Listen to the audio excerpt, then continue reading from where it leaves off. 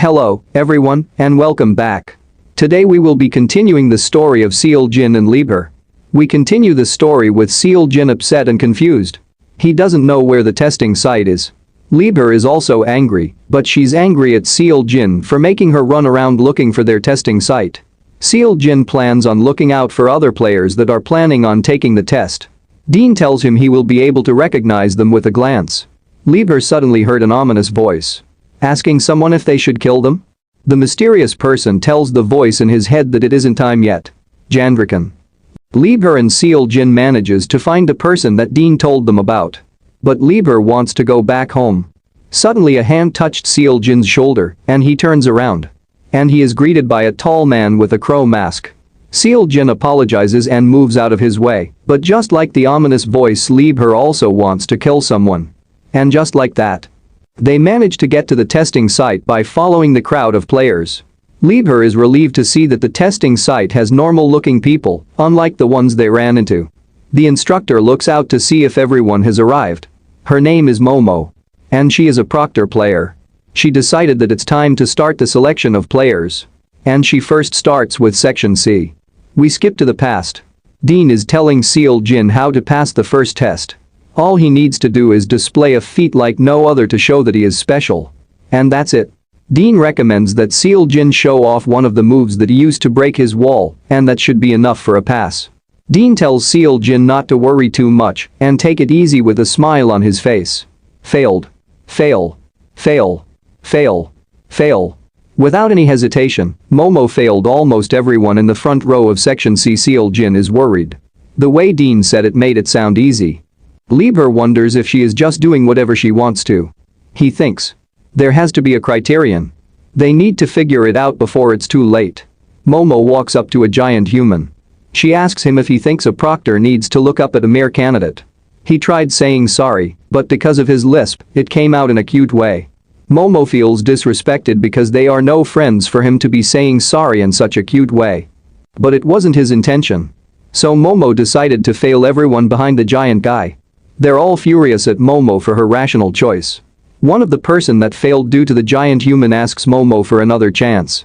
Or tell them the criterion that she is basing this on. Suddenly Momo lifts her leg in the air and slams it down, creating a massive explosion that even Dean was startled by it. Ran rushed to Dean and asked him if he is alright. This shows how powerful Momo is to make even Dean the number 2 play so frightened that he thought he was about to die.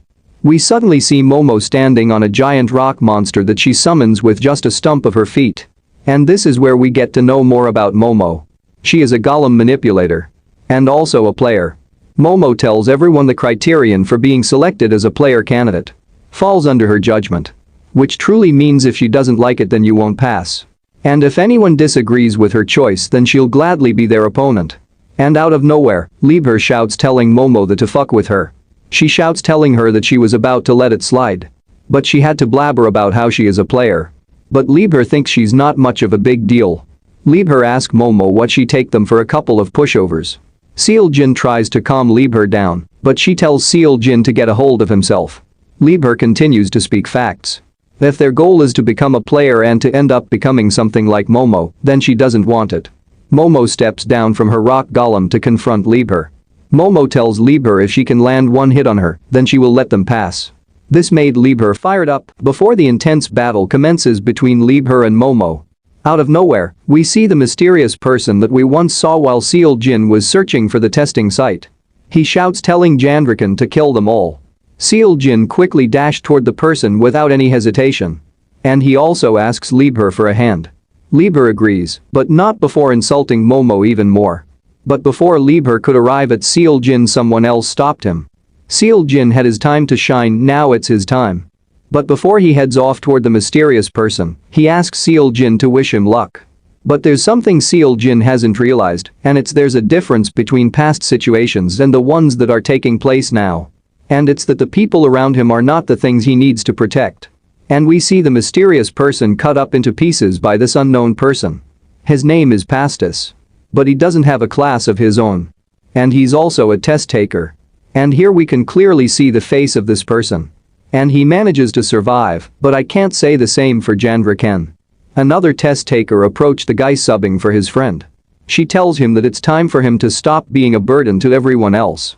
Her name is Kina Lilith, and her class is also unknown. She asks him to escort himself out. But he's too stubborn to listen. He thinks she's ordering him. But this isn't an ordering, it's a warning. All of his options are futile because he doesn't have any skills at his disposal right now. He got escorted out of the building, but not before threatening them all about becoming a Grim Reaper and cursing them all. But they don't seem frightened by his threats. Someone suddenly lifts their hand to ask a question about what's going to happen now. Do they continue with the test just for them to get disqualified? Seal Jin is shaken by the masked person who couldn't sense his presence. All the other attending players agrees with the masked person. They're tired of just waiting around, and they don't even know the criterion to pass the test. Momo appeared on her rock golem. They started to barrage a load of complaints towards Momo. She doesn't reply, and the crowd goes silent for a couple of seconds waiting for Momo's response. Suddenly the unexpected happened. Momo decided that everyone here has passed the test. They're all confused. Momo tells them that the condition to pass was to resist. This was to teach them a valuable lesson not to obey the rules that were created by someone on a whim, or else they don't have what it takes to become a player. The pink-haired girl finds it strange that the number of player candidate that has passed. Isn't it a bit too large? She is correct. Momo explains why. And it's because of Liebherr she made all the examinees resisted as a representative. And because of that, she will add another condition. Momo asks Seal Jin and Liebherr for their names. She asks them both to display a skill that will surprise her, and if they successfully do so she will pass everyone here. Seal Jin asks Liebherr if she's ready. She replies saying yes with a smile on her face. And we suddenly see a burst of energy coming from Liebherr and Seal Jin. The spectators brace themselves for the unexpected. They're surprised to see an ego sword. But Seal Jin doesn't have enough energy to show the true power of Liebherr. Momo is losing her patience, and she gives Seal Jin 5 seconds to do something amazing. She starts counting down. Liebherr asks Seal Jin to do something. Seal Jin starts to think of a talent that he possesses. But he came to the conclusion that he is talentless. All he was doing is swinging around Liebherr. If he truly had a talent, he would have used it back on Earth before he was transported here. Seal Jin suddenly remembers something. It seems Seal Jin does have a talent after all. He suddenly pulls something out of his pocket. All the other player candidates are confused as to what Seal Jin just pulled out of his pocket. Liebherr is angry. She asks Seal Jin what is he holding in his hand. Before Seal Jin could explain his device to Liebherr, she got way too angry and grabs his neck in frustration. Liebherr is upset. How can Seal Jin pass by showing such an item that no one knows about? Suddenly Momo tells both Seal Jin and Liebherr that they've passed. They're confused. He asks Momo, does that mean the exam is over? She asks Seal Jin if there's another trick he would like to display to her. He didn't even get to explain his device. But there's no need for an explanation because Momo already knows about this device. This left Seal Jin in shock. How does Momo know about a smartphone? She only heard rumors about it, and this is her first time seeing it. She plans to keep her promise, but Seal Jin isn't done asking questions. He asks how does she know about a smartphone? But Momo ignores him. Momo declares that everyone here has passed the test. Seal Jin tried asking Momo once again how does she know about a smartphone. But if Seal Jin has question he needs to find the answer. That was Momo's response. Seal Jin went to Dean for answers. But Dean also doesn't know anything about a smartphone. It seems Seal Jin asked Dean to seek information about the smartphone, but he changed his mind for some reason. The reason he changed his mind is that he felt he was being a little bit too needy. After all, he did nothing for Dean other than received things from him. Seal Jin thinks. If there's information about the smartphone here, then that means other than him someone else got teleported to this world also. His hands started to shake. He felt scared because once again reality is back in the picture. It seems someone is spying on Seal Jin. They sneak away. Dean tells Ran to find out more about this smartphone Seal mentioned. We jump back to the guy that was spying on Seal Jin. And he seems to be talking to someone. Telling them that Seal Jin has connections with Dean. And if someone else tried spying on him he would be caught in an instant. What he didn't know is that Dean already knows. And here we see the person he was talking to. And he's the mysterious person Seal Jin ran into while trying to find the testing site. And he's not alone. He tells the spy that if he successfully retrieves the item from Seal Jin, he will split the reward in half. Excited he gets ready to retrieve the item, but he suddenly looked back with fear in his eyes. As his chest gets impaled by the person in the crow mask. He tells his men to retrieve the item. And if someone were to intervene, kill them. One of the Crow Mask henchmen tells him that Dean is nowhere to be seen. He tells him to proceed with the plan. We transition back to Dean and Seal Jin. Dean hands Seal Jin a paper. Seal Jin asks, what is this? This is the bill Seal Jin needs to pay for all the damages he has caused, and the medical bill, and since he was a guest, Dean took care of his accommodation and the money for his bail. He asks about the jewels he had, but Dean returns them to their rightful owner. In about 2 or 3 months Seal Jin will be able to pay it off, that's if he works hard. Dean tells Seal Jin that there's another way he can pay it. And he can even repay it within a week. He's happy to hear this. We jump to Liebherr, Ran and Seal Jin taking a walk. With Liebherr looking grumpy as ever. Dean told Seal Jin that all he needs to do is follow Ran around. But he finds it awkward. Liebherr asks, how long do we have to follow Ran around? But Seal Jin has no clue. He didn't have time to ask because Dean brought it up so suddenly. And most of the damage caused is due to Liebherr, so she needs to be a little patient. Ran turns around and tells both of them to stop the ruckus. Seal Jin quickly puts his hand on Liebherr's mouth to stop her from making even more ruckus. We get a brief flashback of Ran asking Dean as to why he allowed Seal Jin and Liebherr to accompany him. But there's a good reason behind all this. Dean wanted someone to watch over them both. He would personally do it himself, but he's gonna leave the village for a while. Ran asked Dean does that means, and before he could say the words Dean beat him to it. His left arm is ready. He wants Ran to watch over both of them for him while he retrieves his left arm from the 15th floor. Ran doesn't see what makes Dean so interested in these two. Suddenly a boy bumps his head into Dean by accident. And the hot dog he was holding stained his clothes. Could this be the end of this poor boy? Dean pays no mind to him and walks away. Seal Jin tried asking the kid if he was okay. Liebherr tells Seal Jin that he is fine, it was not like he died. But the kid doesn't seem bothered at all, and his friends scold him for bothering Ran. She scolds him even more. Seal Jin interrupts her and tells her shouldn't she be checking up on her friend. They turned their gaze towards Seal Jin and repeated the same thing Liebherr said. Liebherr finds it weird that these kids care so much about Ran. They both got into a heated argument. The reason why they like Ran so much despite his angry-looking face is because he always protects them. We continue patrolling the village, and while patrolling Seal Jin tells Ran that he is really popular with the children. Ran thinks Seal Jin is being sarcastic by saying such words out of nowhere. But Seal Jin is also popular. As we see tons of Mokai Ko surround Seal Jin. Ran tells Seal Jin to be proud of their attraction toward him. Mokai Ko are spiritual beings. Even touching them is difficult. Seems it was a coincidence when the Mokai Ko protected Seal Jin. Seal Jin asks Dean if he became a player so that he could protect the village. Without this power Ran would be a normal human being. So all he is doing is following the wishes of those who acknowledge his worth. He became a player to vanquish evil for those who are unable to do so themselves. We suddenly see an explosion coming from far away. It's coming from the market that they've just passed. Ran looks angry.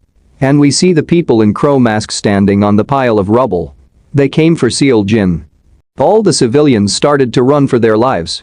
Seal Jin tried asking one of the passing civilians for information about what was going on. Apparently, the people in crow masks are going around setting everything on fire. He finds it strange that someone would purposely set the number 2 player Dean village on fire. Seal Jin asks Ran where is Dean, but Dean is not here. And that's why they've decided to attack the village. Ran tells Seal Jin to alert the guards and bring them here. But Seal Jin has always started to ask more questions. And Ran looks angry as we see veins bulging from his neck. Ran dashes towards the location where the fire is coming from. While on his way, Ran thinks about how foolish he has to be. He knew there was going to be danger, but yet he failed to prevent it. Suddenly a swarm of fire blasts came out of nowhere, making a massive explosion. We suddenly see the culprit behind all the explosions. He tells the men in crow masks to find it. They all dash towards Ran. But their attempts are futile as they get blasted away. Ran quickly uses his clothes ability to attack the white hair person. But he dodges it. He's surprised his fire does not affect Ran clothes. And he even took out 2 of his men with only 1 attack. Ran walks out of the smoke menacingly. It's time to execute you. He creates a drill with his clothes. But he misses. They both clashes. But Ran has the upper hand. They wasted no time and dashed toward one another. The battle continues. Ran's hand came out of nowhere, knocking him into the wall. He gets ready to finish him. But he's not fazed. He smiles while his men tried to catch Ran off guard. But again, their attacks are futile. Ran asks what is his purpose here, and if he doesn't answer he will die. But he knows even if he answers his fate has already been decided. Ran has won the battle, but he has lost the war. Their purpose has already been accomplished. And we see the leader approach Seal Jin. He greets Seal Jin. He remembers him. He's the guy from the testing site. Liebherr has a bad feeling about this. They're surrounded. He tells him he's in a hurry so they can talk later. But that's not going to happen since he's the one who started the fire. Seal Jin asks him why would he do this. He didn't want anyone to intervene in their conversation. No one can reach this place, neither Dean nor Ran. He tells Seal Jin to hand over his smartphone. Heavenly Tower Terrarium. 15th floor. This is where Dean is getting his left arm. The young lady you see before you is responsible for attaching Dean's arm. Her name is Mary Xenos. And her class is a mechanic. Dean seems to be in pain as we see sweat dripping from his body. He asks if she could get this done more quickly. She's doing her best. She is curious as to what's going on back in the village. Dean is surprised. It's not like her to talk about what's going on outside, but she's just trying to start a conversation to prevent Dean from fainting again. Dean asks her if she has ever heard of an item called a smartphone. But she has no clue. All she heard about it was that it awakens a great power within you. But she thinks it's best not to get involved. We jump back to Liebherr and Seal Jin. Their path is blocked. There's nowhere to run to. If Seal Jin hands over the phone he will be unharmed. But he knows that even if he gave him the device, he would not keep his promise. Seal Jin tries to play a trick on the masked person. But he saw right through it and slapped Seal Jin in the face, sending him flying away. This is his last chance. If he tries anything strange again he will kill him. Liebherr got angry and got ready to attack, but Seal Jin stopped her. Seal Jin agrees to do what he says. He may have a plan. If they both engage in a battle their lives will be on the line, and Seal Jin is trying to avoid that at all costs until someone arrives. Before he could hand over the phone, one of the kids came out of nowhere. She holds onto the masked person's cape. This made Seal Jin worried for the kid as he remembers her from the incident with Ran. He's curious as to how this girl was able to reach here. She told him she walked here, and she also insulted him. It seems something happened to the men that were guarding the path. But she isn't done asking questions. She asks if it isn't hot in there or is this a cosplay. Sick and tired of her question, he tried crushing the girl's skull. But Seal Jin manages to save her. No more negotiation. He plans on retrieving the item from Seal Jin's corpse. Seal Jin tosses the phone to Liebherr. They both rush toward the phone, but Liebherr manages to catch it first, or so she thought. The men that were blocking the path came crashing down on Liebherr. One of the members snapped Liebherr's wrist. He finds Seal Jin pathetic, abandoning her when she is in danger. Seal Jin calls for Liebherr and Ran senses Seal Jin's energy. The man in the crow masks wonders if this is the power of the smartphone. But there haven't been any changes to the item. One swing is all Seal Jin needs to blow them away. It's time to finish this. The masked man gets pissed and jealous of Seal Jin's power. He wishes to know where Seal Jin obtained this power. But that is none of his concern.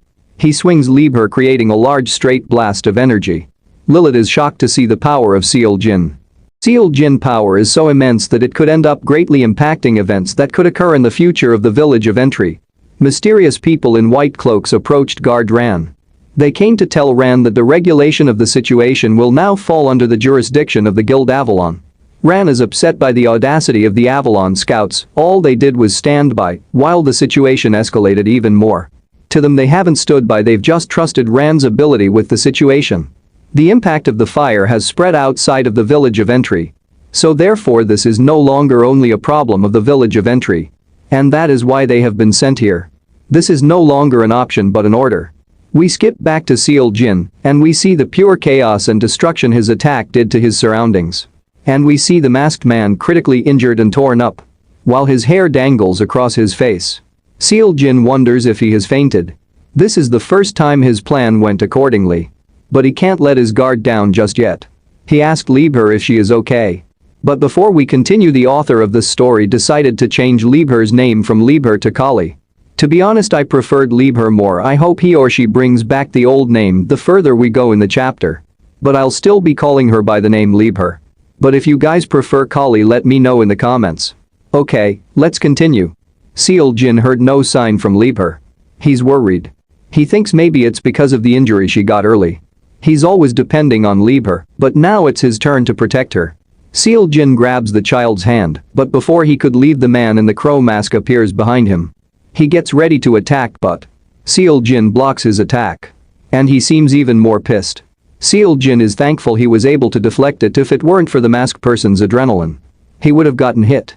He gets interested in Seal Jin's ego sword, and he plans on taking it with him. They both continue to clash with one another. Scared, the little girl tried to run away, but the scarecrow-looking guy tried to attack her. But Seal Jin sent him flying into the sky, but he was not done. He sends another attack toward the person. Seal Jin is very exhausted. To his surprise, the guy is still standing and he's not giving up until he retrieves that sword. Because he still hasn't repaid someone. I wonder who that person could be. Seal Jin suddenly felt dizzy, as if he was going to vomit. He fell to the floor out of energy. His sword returns back to its human form. The outcome is always the same even when Seal Jin tried his best. He can't do it without Lieber. He can't even move a finger. But he's glad that kid was able to escape. He finds it irritating. All he wanted to do is protect Lieber, just like how she always protected him. Suddenly we see a Mokai Ko floating on something. It's Lilith, and she asked if Seal Jin has already given up. He remembers her. She was also from the testing site. Crow's face tells Lilith to move if she doesn't want to die. But Lilith is not fazed at all. She has already seen all his moves. And it's about time he stops stealing. She activated her skill and tells Crowface to try and steal it. He gets scared and flung his arm toward Lilith, but it was not to attack her, but escaped. She turns around to see if Seal Jin is okay, but he fainted. We transition to Crow's face running away. He landed in the sewer, and this is where we finally heard his name. His name is Mezsul. While escaping, he is being watched by an Avalon Guild member. Holding Seal Jin's smartphone. We get a flashback of what it was like for Mezsul. Since the beginning he had nothing. Not even a family to love. So, in the end, jealousy overcome him and he took everything from everyone. As we see him with a stone that he took to bash the boy's mother's head with. Leaving him there scarred for life. But this wasn't what Mezsul wanted. He just wanted to look a little closer. The boy cries for his mother, asking her to open her eyes. But unfortunately, it's too late. And this is how Mezsul's tragic fate began. He began a life of stealing to survive. But no matter how many times have passed. With that look in their eyes, he could not forget them. It was like he was cursed for his sins. Someone approaches young Mezsul and asks him if he was abandoned by God. The stranger finds it pitiful. Mezsul reminds him of himself. Weakened and alone, he offers Mezsul people and power. And all he needs to do is bring him that item. And we see tears fall from Mezsul's eyes, depressed to realize what this meant for him. We transition back to the present. Mezsul is surprised that he was able to retrieve the smartphone. It seems that another human got transported here also. Because if this is Seal Jin's smartphone, then whose is this? With this, Mezsul can finally repay back that person. Suddenly a burst of red flames came out of nowhere, setting Mezsul on fire. He's critically injured. We see the strange person holding another smartphone. Ignoring his injuries, Mezsul's focus is on the item. Mezsul was able to absorb this strange person's power. Mezsul lunges toward the person. But he doesn't stand a chance. He seems to still be alive. The strange person looks down to see another smartphone. He smiles. We jump back to Lilith protecting Seal Jin and Lieber from one of the Avalon members. It seems she's trying to recruit Lilith to the Avalon Guild. But she refuses. This is Lilith's father. We will learn more about him in the future. He tells her to be careful. She's emitting murderous intent. Another Avalon member appears with Ran. And he tells Kina Lilith to stand back. Ran, angry as ever, in the background. The Avalon Guild is currently maintaining public security of the village of entry. He's upset with the Avalon Guild. All they're doing is giving excuses. Lilith is tired of them spurring nonsense. How can they be maintaining public security and attacking Seal Jin and Lieber, who are on the verge of death for no apparent reason? They claim that Seal Jin and Lieber and the people that are responsible for the fire in the village of entry.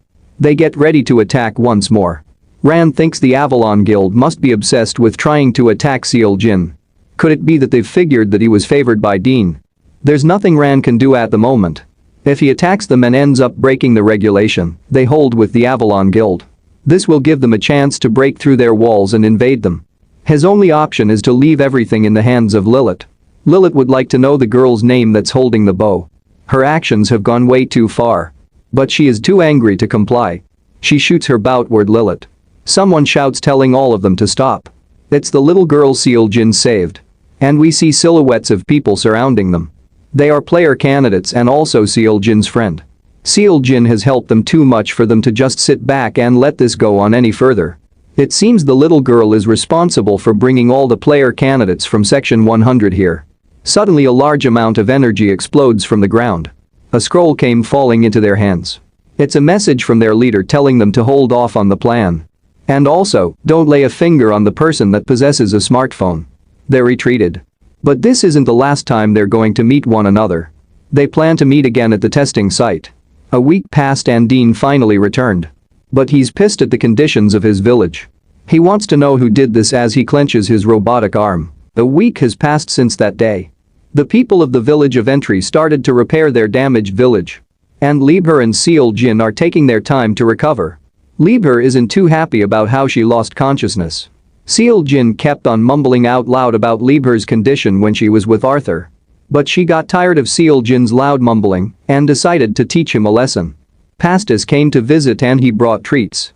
Liebherr heard that he was the one that led the group of people to help them. But Pastis ignored Liebherr and started chatting with Seol-jin. Pastis thinks it was only natural for them to help out since Seol-jin was the one that led them to pass the test. Seol-jin still remembered Mesol's name. He was one of the participants. After the incident, all of the captured criminals disappeared, leaving only their clothes behind. And they don't even know their faces other than the leader of the organization. Pastis hugs them both and tells them to recover soon. Liebherr doesn't find the hug delightful. Pastis is acting like they've known each other for years. Pastis is also angry at Liebherr's remarks after gobbling down all the tangerines he gave her. While arguing, Seol-jin thinks about the tower. The place where the number 1 ranker resides. Seol-jin doesn't know anything about the tower. He asks Pastis if fight happens frequently in the tower. Pastis is shocked that Seol-jin doesn't know anything about the tower. He would like Pastis to tell him more about the tower. Pastis refuses and the atmosphere changes.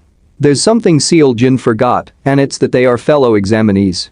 So anything related to players comes up, they are enemies. He gets ready to leave. But before he could leave, the door came crashing into his face. It's the other players that came to help Seol-jin. They came to congratulate Seol-jin and Liebherr for being discharged. And we see Pastis laying on the floor injured. They haven't even been discharged yet for them to be acting like this. Ran came in and is confused as to what's going on. Seol-jin Ho's art style changes as he is confused as to what Ran is doing here. 3 hours have passed. An explosion started to appear from the forest. We see Ran and craters in the ground. But he isn't fighting anyone. He started to have flashbacks to the first time he encountered Seol-jin. He gets even angrier. During the most dire moment, he was unable to do anything. Even after confidently declaring that he was competent. But he was utterly pathetic. He stopped to think. He despises those words. Just how bugs are attracted to flowers. Those sickening sweet words attracted many people. And those people who claim to have come to the tower in pursuit of their dreams are no different than the trash who constantly steal from others. No, we detest those people. But yet Ran was saved by the very own people he despises. Seol-jin asks what is Ran doing here. Ran gets down on his knees. Pause. To apologizes, if it weren't for them the village would have gone down in flames. And he would like to express his gratitude not just as a defender, but as a player. Lilith also came to visit, but it seems she came at a bad time. She wonders why the atmosphere is so dark. Seol-jin once said he can't understand Ran. But Ran too cannot understand Seol-jin. So, in that case, he will try to accept them. That is the best way he can repay his debt. Ran came to Dean to apologize for his tardiness. Dean tells him it's alright. He was gonna test out his arm, but he ended up going ahead anyways. And we see a massive path in front of Dean. Seol-jin got back his smartphone. Lilith found it in the sewer, but she couldn't find any evidence of the culprit. This is the repay her debt from the testing site. Seol-jin knows that he's not the only one here from reality. His phone started to ring. He started to shake. He answers. The mysterious person is thankful that the phone was delivered successfully. And I think we all know who that is. Liebherr asks Seol-jin who is it. But he's too shocked to speak. Seol-jin gathers his breath to finally speak. He asks how are you as sweat drops from his body. The mysterious person asks Seol-jin if he thought he was the only one that was special. But we all know Seol-jin is more special. It's Kim Taewan. And he's part of the Avalon Guild. His rank is unknown. He also plans on visiting Seoul-jin. Instead of Kim Tae-won visiting Seoul-jin, he decided to do it himself. Seoul-jin asks Kim Tae-won how did he get here. But Seoul-jin wasn't the only one who came face to face with God. This sends chills down Seoul-jin's spine. Taewan was also transported to this world for some unknown reason. He heard that Seoul-jin was going around acting like him. But it was all a misunderstanding. It seems Taewan has to clean up Seoul-jin's mess once again. He hasn't changed, he is as pathetic as always. He will let it slide this time, but he has one request. Don't come to the player exam. Seoul-jin cannot do that. Seoul-jin finally stands up to him, he must climb the tower at all costs. Seoul-jin tossed his phone into the water, leaving Taewan shocked. And he never tried to impersonate him. Taewan tells Seoul-jin that it is finally time to wake up. He is a nobody. Do you think you're the main character of this story? Seoul-jin is not fazed by Taewan remarks, it doesn't change the fact that he will still be climbing the tower. This is his decision. Taewan realizes that Seoul-jin isn't the same as when he was back on Earth. In that case, he will personally make Seoul-jin unable to climb the tower. Seoul-jin wonders if he also got power from God. Before he could attack Seoul-jin, Ran came and stopped his attack. Ran tells Seoul-jin that he needs to return to the mansion because Lieber is worried about him. Ran was a character that Taewan found interesting. Using your skill against a civilian is a violation of the rules. Ran doesn't care, he will proceed with the enforcement of the rules. Taewan easily destroys Ran clothing. Not even one of the Crow Mask minion fire couldn't damage Ran clothing, yet Taewan did it with ease. Ran is shocked that he was able to tear his enforced clothing. Ran wasted no time and gets ready to launch another attack. But he easily dodges it. Ran has no clue as to what stunt the Avalon guilds are pulling. Taewan tells Ran there's no chance of him winning this battle. It's too soon for Ran to be surprised. Ran launches a multitude of attacks. But yet again he doesn't struggle to dodge it. Taewan is fascinated by Ran ability, however. It's useless when your opponent comes into close range. Ran tells him to not assume useless things and attacks him once again, but this time the attack has landed successfully, or so we thought. Taewan managed to catch Ran attack, even though he compressed the cloth boosting its speed, it was still useless. Ran quickly follows up with an attack, this time it connects. Ran slams his hand into his face, and he quickly follows up with another attack, sending him flying. But it's not over yet. Taewan finds Ran manipulating skills intriguing. But there's a difference in actual field experience. Suddenly the unexpected happens, Taewan manages to copy Ran manipulating abilities. This left both Ran and Seoul-jin speechless. Taewan is just getting started. And he gets ready to launch an attack towards both Seoul-jin and Ran. But Dean came in time to stop him. He asks if he's the new rookie. He has to be, since he's blatantly ignoring Dean's question. Kim Tae-won tries to attack Dean. But fails miserably. He quickly uses Ran ability to bind Dean. But again, his attempts are futile. Dean asks Kim Tae-won if he got permission to be using Ran moves. He doesn't think too much of it. It's not like he's wearing down the skill if he rapidly uses it, he thinks. Kim Tae-won is too foolish to realize who he's facing and the odds that are stacked against him.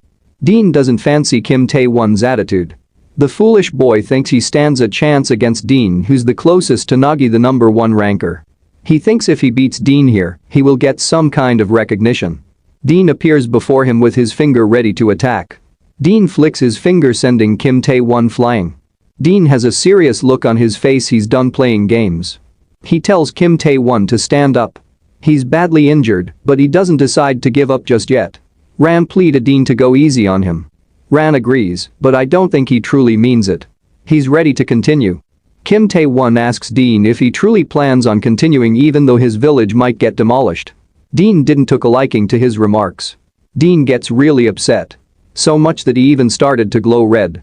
Dean thinks Kim Tae-won must have some screws loose to be saying such things. He dares talks about his village to his face. Kim Tae-won is unable to move a muscle. Suddenly the Avalon Guild members appear to save their comrade. Dean let them know that he is in a bad mood and he will no longer play on with their gimmicks any further. They ask Dean for permission to leave this area in peace. They tell Dean that Kim Tae-won isn't familiar with the regulation of the Avalon Guild. Ran asks him if he's suggesting they turn a blind eye to this. They offer to pay the price. Whatever it may be. That is their vice captain's request. Dean looks at Seoul-jin. He tells them to get the hell out of here. And walks away. It seems Seo Jin has some tiresome friends as well. He tells Seo Jin he has bad taste in picking people. Before he leaves, he tells Kim Taewan that he will end up regretting his decisions. And he walks past Seo Jin. Seo Jin clenches his fist so hard that blood started to fall from his hands. We jump back to the mansion where we see Seo Jin and leave her in bed. But Seo Jin can't sleep. He gets up and leaves the room, waking up Lieber. Ran heard a knock on his door. It's Seo Jin. It looks like Seo Jin requested Ran to train him. Ran tells him that he's already strong and acting rashly won't help. Seo Jin tells Ran that Lieber is the strong one, not him. Until he can hit Ran at least once. He begs Ran for help. Ran agrees and tells him to come. He dashed towards Ran with a punch but misses. Ran took this opportunity to land a severe blow right into Seo Jin's stomach. He shouts in pain, but he quickly clenches his teeth, suppressing it. He stumps the floor trying to suppress the pain. It's morning, and Seo Jin is still unable to land a single hit on Ran. Ran understands Seo Jin's rage, but destroying his body like this won't help. Seo Jin is unable to get over his weakness. He thinks he is nothing without Lieber. He thinks he should just give up becoming a player. Ran asks Seo Jin if he came here to complain. He wants to become stronger. Seo Jin suddenly heard a familiar voice. It's Lieber. Seo Jin asks how did she know he was here. She started to cry. She tells Seo Jin that she is the loser, not him. If it wasn't the case, then why did he leave her to fight alone? She thinks it's because she is weak. Seo Jin comforts her, telling her that he didn't want to drag her into anything. Seo Jin promises to climb the tower with Lieber, but he lied. But it wasn't Seo Jin's intention, and he doesn't think she is weak or useless. Ran smiles. He's happy to see Seo Jin being himself once again. He will work with them both in order for them both to get stronger. Seo Jin is happy to hear this, and he thanks Ran. And now the training arc begins.